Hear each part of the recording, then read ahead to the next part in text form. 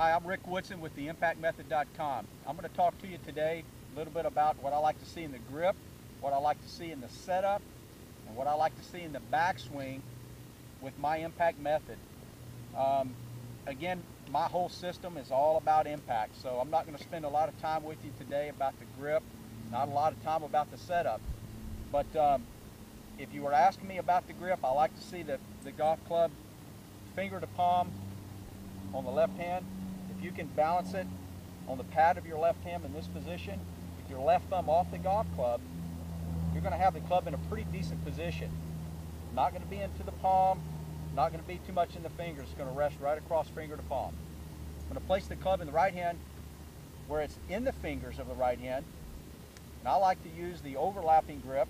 If the interlocking grip feels fine to you, that's okay too.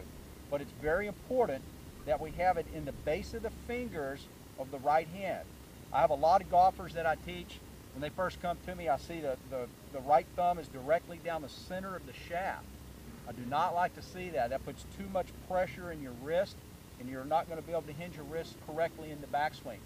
What I like to see is the right thumb positioned at about 11 o'clock. 12 o'clock being down the center, 11 o'clock being just off to the left of center.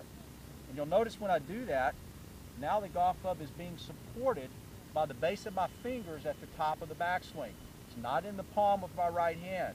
So that's very important to get the right hand on there correctly. If you notice where the calluses are in your hand, it should be right here at the base of the fingers, not in through the palm of the right hand.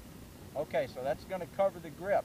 Again, if you choose the overlap, the pinky's just going to rest, of your right hand is going to rest right in between your index finger and your forefinger of your right hand. If you interlock, that's okay too, but make sure that you have the club placed in the base of the fingers of the right hand. So once we've got our grip in position, what I like to see is from the setup, if we stand at a 90 degrees with our upper body to the ground, straight up and down, I like to lean forward 40 to 50 degrees. A lot of people say, well, how much bend do I have? They end up setting up to the golf ball like this with very poor posture. I like to see all of my golfers with 40 to 50 degree of bend, and that's coming from the hips. So I'm moving the hips back, keeping the upper body fairly straight. Then I'm going to round my shoulders to come down to the golf ball. But you notice how the lower half of my body is very straight. I don't have my tail end tucked in. I'm keeping my hips back, keeping my body forward. So now I'm in a very athletic posture to make a golf swing.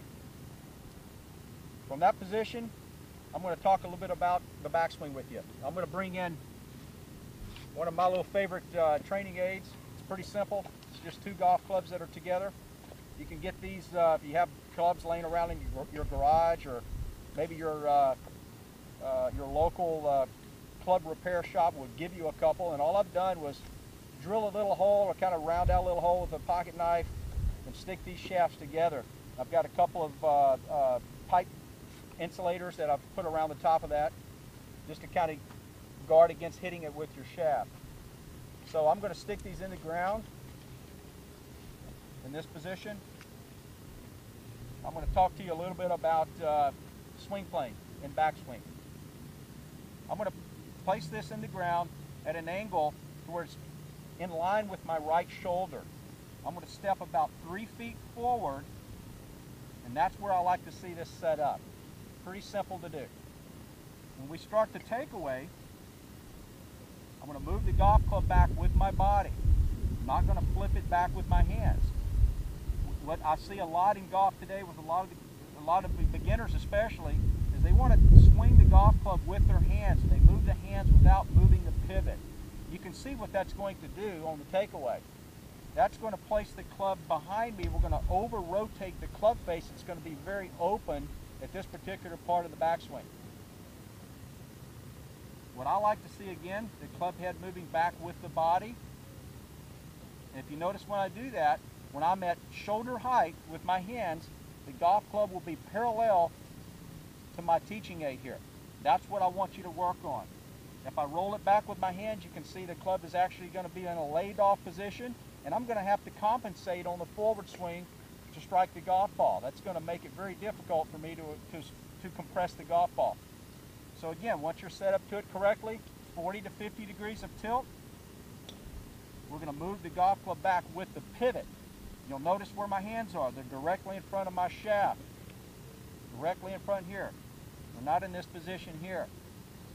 Hands directly in front of the chest. Club head directly in front of the chest and the hands. Work it back to shoulder height. And if you're looking for one particular position, I like to see the shaft parallel to my training aid here. That's all you're going to do to rehearse the backswing. Let me strike one for you, and I'll give you an idea of what that's going to look like. We're going to take our grip. We're going to get 40 to 50 degrees of tilt forward. We're going to rehearse the backswing. Make a shot. Pretty simple. Give that a go and see what you can come up with.